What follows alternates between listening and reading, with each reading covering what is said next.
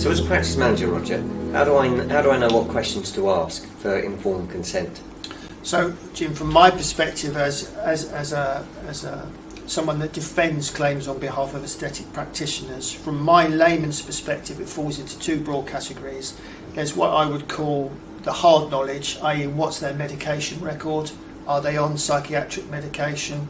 That's a red flag. There's the softer signs about their own perception of their own image and why they've come to you for a procedure that by definition will alter that. Now I know as part of the cosmetic course curriculum there's a whole battery of psychiatric testing, dysmorphia questionnaires that a competent practitioner would take patients through. So in the event of a complaint, and particularly a claim, I'll be coming to the aesthetic practitioner to say, we know that you've been trained to cosmetic course standards, we know this was part of your training, have you implemented it in connection with this patient, and can you evidence it from your notes? So if the answer is yes to that, fine.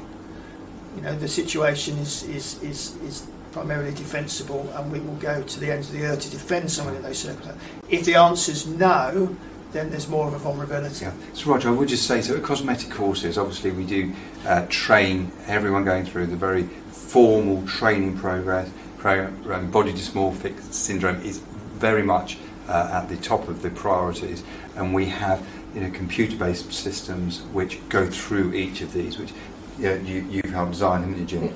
And the beauty of them is you have to fill out all these areas, so hopefully we'll be able to reduce the claims by 3/4 by this good documentation. Absolutely, and that underpins this idea of our relationship being a virtuous circle, because that's, from my perspective, a real practical benefit of people that we ensure being trained, because their notes and their whole informed consent process will be defensible. Yeah. So I'm not just looking for a signature, I'm looking to make sure they understood and that they were able to understand.